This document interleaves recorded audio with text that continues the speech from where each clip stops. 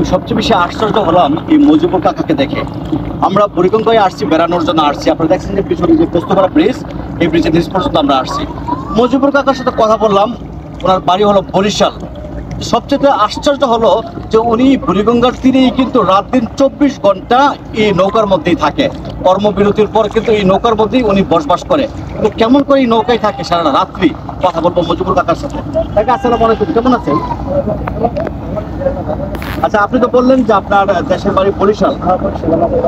এই ঢাকাতে আপনি কত বছর আগে আসছেন? 12 বছর। এই 12 বছর যাবত নদীতে থাকেন নৌকায়? তো আপনি সারাদিন নৌকা চালাইতেছেন, এই নৌকা কারে নৌকা আপনার নিচে। আর দিন শেষে আপনি রাতের বেলা কোথায় থাকেন? এই নৌকায়, এই নৌকাকে মানে নদীর এক পাশে সতর্কাকে রাখেন, তারপর নৌকায় ঘুমেন। ভয় করে না? আল্লাহ রাখ, আমরা কত ভাই। আচ্ছা, এই যে ঝড় তুফান যদি হয়, বৃষ্টি হইলে, তোমার বৃষ্টি হইলে পরে গোল্ডেন দিয়ে ঘুমাই, সারা দিকে সেকে থাকা লাগে। দর্শক বুঝতে পারছেন, একটা লোক ঢাকাতে 12 বছর যাবত নৌকা চালাচ্ছে, উনি এতটা পরিশ্রম করে আপনারা দেখছেন যে এই নৌকা চালাচ্ছে। আচ্ছা কাকা, আরেকটা জিনিস জানার চেষ্টা করি, সারাদিনে যে এই কর্ম করেন কেমন টাকা রুজি হয় আপনার? হয়তো 400, 500, 600, সময় আল্লাহ আছে, সময় 400, 500, 600। সময় আল্লাহ রুটি, সময় থাকে, সময় আলহামদুলিল্লাহ 400, 500, 600 টাকা রুজি হয় ওনাদের।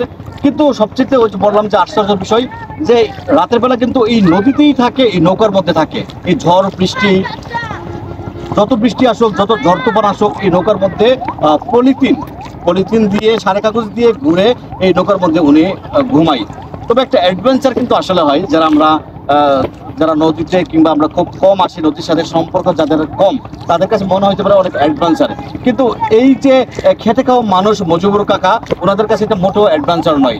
কারণ কি, ঢাকাতে একটা এক রুমের একটা বাসাও যদি রাখা হয় তাহলে দেখা যাবে 6 থেকে 7 হাজার টাকা এক রুমের একটা বাসা। আচ্ছা কাকা, আরেকটা বিষয় জানার চেষ্টা করি, আপনার ছেলে মেয়ে কয়জন? এক ছেলে, এক ছেলে এক মেয়ে। তারা থাকে কোথায়?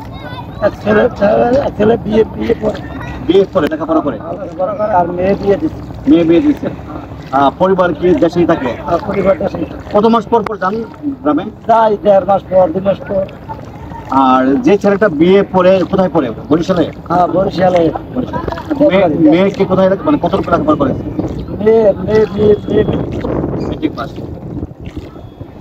গরিব মধ্যবিত্ত কিংবা নৌকা চালায় যাই হোক না কেন, কিন্তু দেখেন প্রত্যেকটা ছেলে মেয়েকে কিন্তু লেখাপড়া করাইছে। মেয়েকে মেট্রিক পাস করিয়ে বিয়ে দিয়েছেন, এবং যে ছেলে, একটা মাত্র ছেলে, এই ছেলেকে বিয়ে মানে ডিগ্রিতে পড়ছে, লেখাপড়া করাচ্ছে। স্বপ্ন, লেখাপড়া শেষ করে ছেলে বড় চাকরি করবে, বাবার এই কষ্ট দূর হবে, এমনটাই স্বপ্ন। আচ্ছা, আপনার ইচ্ছা কিংবা আপনার স্বপ্ন, এই যে পরিশ্রম করছেন, কি চাওয়া পাওয়া ছেলের কাছে বা পরিবারের কাছে?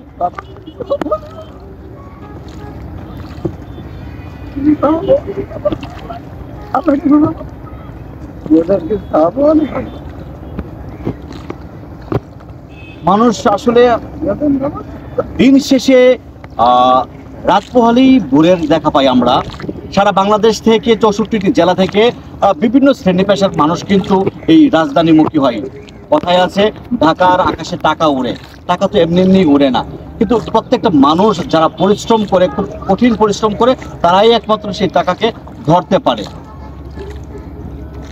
বুড়িগঙ্গা নদী থেকে আমি মুশফিকুর রহমান কথা বলছি এতক্ষণ আপনাদের সাথে। ভালো থাকবেন, আল্লাহ হাফেজ।